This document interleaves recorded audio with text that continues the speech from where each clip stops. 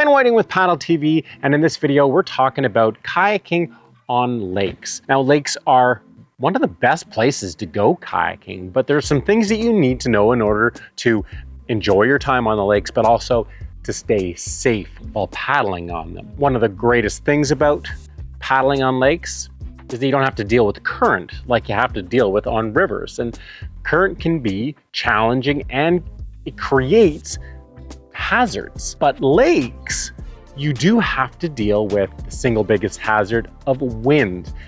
And wind can be a challenge for a couple of different reasons. For one, wind acts upon you and your boat, and it makes it more challenging to control your kayak. But secondly, wind can generate some pretty significant waves, and you need to know how to deal with those waves. And we're going to talk about both of those things. But before we dive into that, we're going to start by setting some clear boundaries for safe paddling on lakes. Where did all these bugs just come from? Now, if you're watching this, you're obviously interested in paddling, so I wanted to let you know about my other YouTube channel, Ken Whiting Adventures. I will leave a link to that channel down below. That channel is all about bucket list paddling adventures, and I use those adventures to also share tips along the way. I have included a link down below to a very appropriate lake paddling adventure. In fact, on the biggest lake in the world, Lake Superior. And so I hope you enjoy that one as well. But let's dive right into some boundaries for lake paddling. And we're going to start with the simple idea of always wearing a PFD when you're on the water. Essential for lake paddling, as it is for any type of paddling. Your PFD should be looked at just like your seatbelt in your vehicle. Just like a seatbelt, even if you're just doing a quick little trip down the street to the store, you really should put it on because you never know what can happen. And a lot of times what happens is not in your control. And you don't put that seatbelt on thinking that something is going to happen and really worrying about something happening, because 99.9% of the time, you don't need to have that seatbelt. It doesn't help you. You put it on for that 0.1% of the time where it can have a life-changing or life-saving impact. Same thing with a PFD. You wear a PFD for that one time in 1,000, 10,000, 100,000, a million, whatever, that it can change your life. Now, when we talk about PFDs, a PFD is a personal flotation device. It's not a life jacket. I mean, they're similar, but what a life jacket is, a life jacket is designed to float an unconscious person with their head up. And the way it does that is with a lot of big collar of flotation around the neck, and then a lot of flotation on the front of the body to lift the chest up. A personal flotation device will not float an unconscious victim head up. You might get lucky, but that's not what it's designed for. It really is a swimming aid. It's designed to let you stay afloat in the water for a much longer time and to swim much further than you could without it. The reason you use a PFD and not a life jacket when kayaking, you don't have to, but the reason it's preferable is because by removing the bulkiness of a life jacket around your neck and around your shoulders, it's a lot more comfortable to paddle with a PFD. It's also a lot more comfortable to swim with a PFD. If that life preserver is more comfortable, you're less inclined to take it off. And so always wear a PFD. I would highly recommend spending the extra money to get a paddling specific PFD so that you're comfortable when you're paddling and you don't feel the need to take it off. A good PFD, a good paddling PFD, you're hardly going to notice that you're wearing it. Now, the next big boundary for paddling on lakes is a simple rule to follow, which is based on the idea that if you don't have a reliable kayak roll or the ability to confidently re-enter a kayak from the water, then you really have no choice. You have to stay close enough to shore so that you can comfortably swim to shore in the event of a capsize. Because that's really going to be your only option. You're going to have to swim to shore. If you can't get back into your kayak or roll yourself upright, you've got to swim to shore. So you have to stay close enough to shore to comfortably swim. And that's one of the biggest reasons why taking a kayak course is so valuable, is because all of a sudden, by learning the rescue skills, and for some people learning the kayak roll, you dramatically expand your kayaking horizons. You can explore so much more water. Not to mention, you're going to raise your safety and your safety awareness tremendously for any type of paddling. Now, the next big boundary relates to the type of kayak that you're going to use on a lake. And the rule is very simple. If you're going to travel further from shore than you can comfortably swim, or paddle on lakes that are big enough so that if the wind really picks up, they can get significant waves, then you need to use a kayak that has some type of flotation. And there's really 3 types of flotation for a kayak. You can have inherent flotation, you can have flotation bags, or you can have bulkheads. Now, inherent flotation means the kayak just floats. Whether it's upside down or right side up or on its edge, it floats. And these kayaks are kayaks like sit on top kayaks and inflatable kayaks that hold air inside of them. If your kayak doesn't hold air inside of them, then you need flotation bags or bulkheads.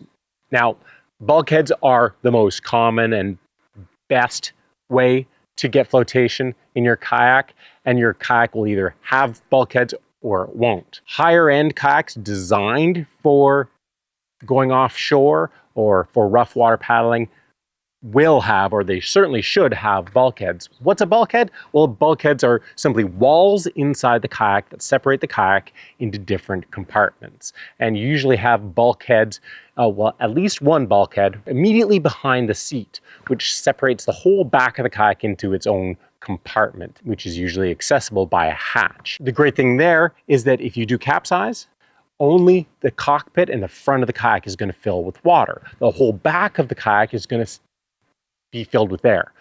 And that's going to make your kayak float much better. It makes it a lot easier to do re-entries from the water, to tow the boat, to drag the boat, to do whatever you need to deal with that capsized boat. Even better is a boat that has 2 bulkheads, one behind the seat, but another one immediately in front of your feet that separates the front of the kayak into its own compartment. And that way, if you do capsize, only the center cockpit area of the kayak is actually going to fill with water. The 2 ends of the kayak are going to hold air. Your kayak is going to float much better when it's swamped.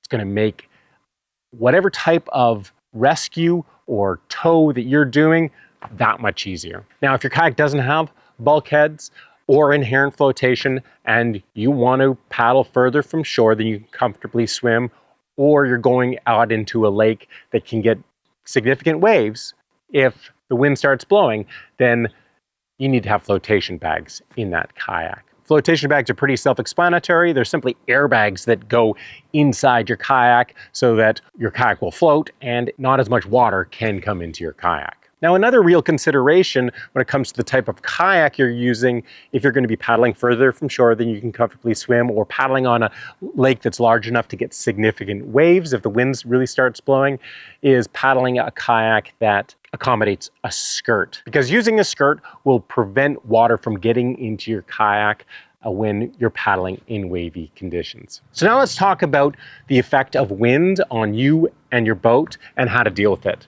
And wind really affects you in 2 ways. A wind will affect your speed of travel.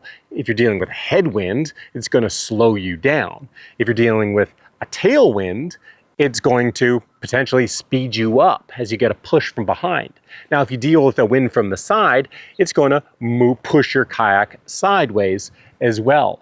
But the other thing that a side wind does, any type of side wind, is that it will cause your kayak to do something called weathercocking. And weathercocking means your kayak, if the wind's coming from the side, will naturally want to turn into the wind when you're paddling forward. Now, the reason your kayak weathercocks or turns into the wind when you're paddling forward is because when that wind hits your kayak, it wants to push you sideways, but the front of your kayak, as it's cutting through the water, is being pinned in place a lot more effectively by the oncoming water than the stern or the back of the kayak. And so that means it's not going to get pushed as quickly.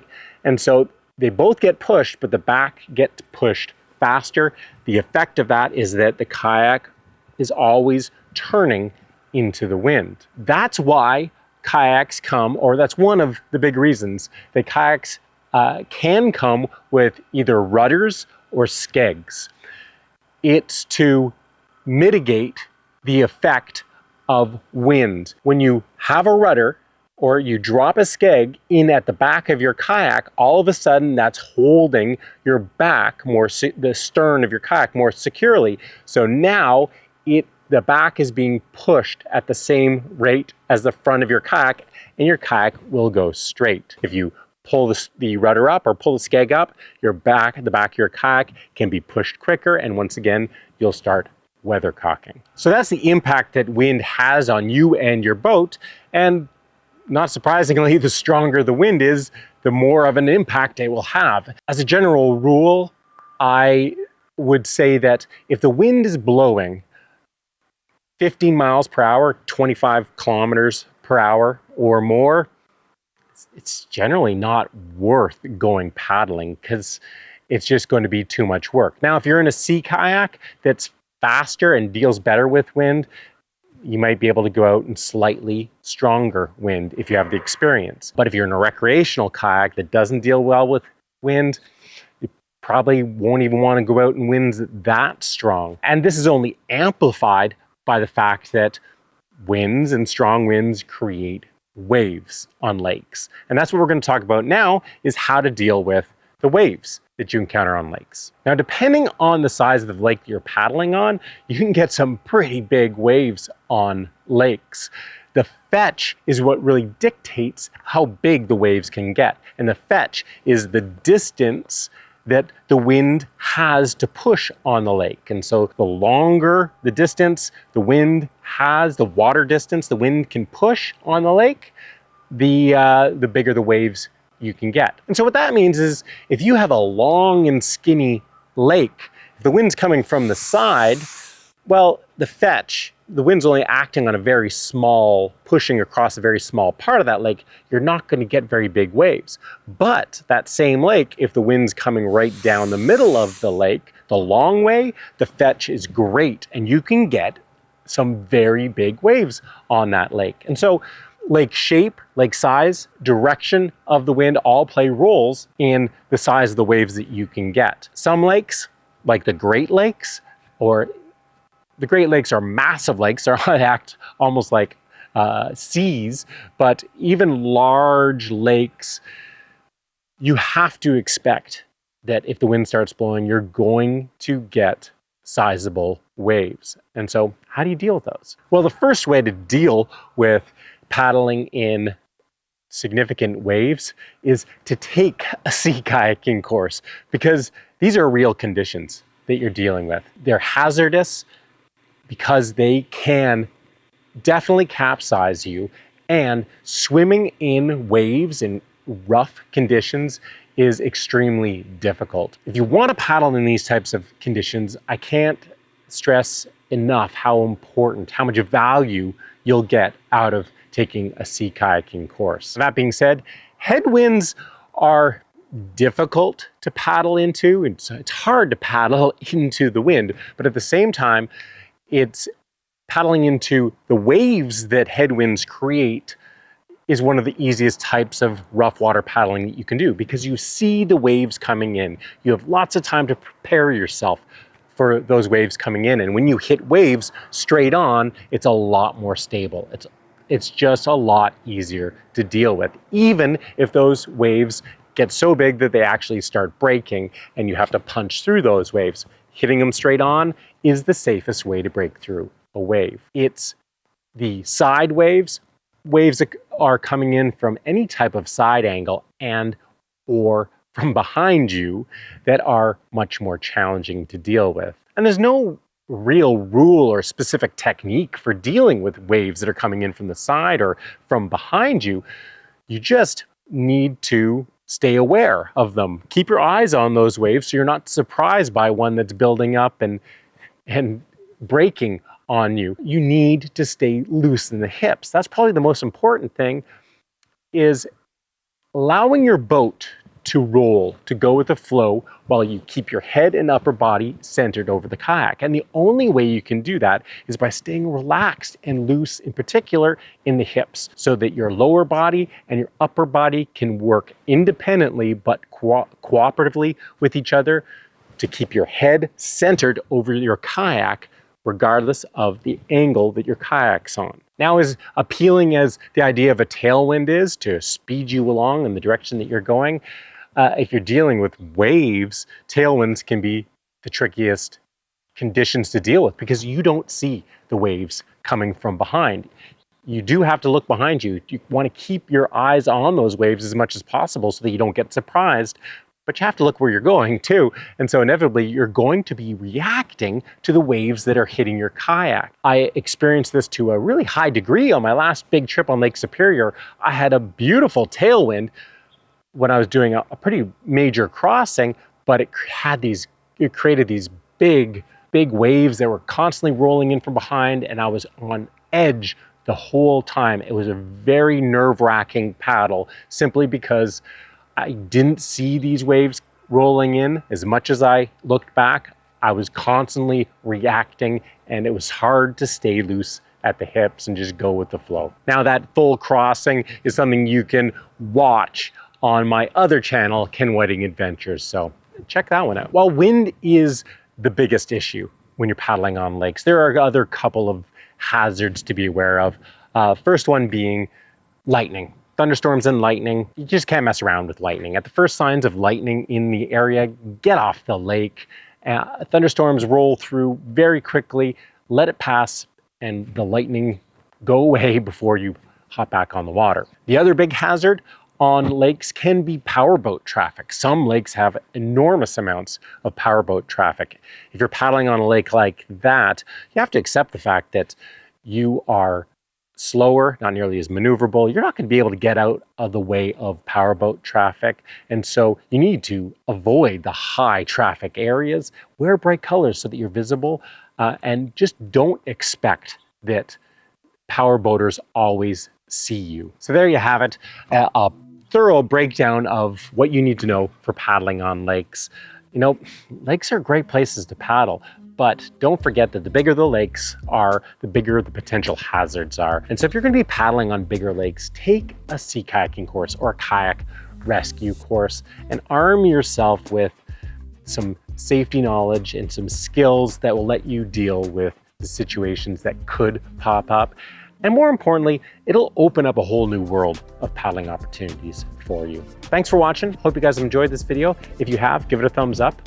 Subscribe to Paddle TV if you haven't already, and make sure to check out my other channel, Ken Whiting Adventures, because I got a lot of videos coming up, adventure videos on that channel, as well as a lot more paddling tips and gear reviews coming out on this channel. We'll see you soon.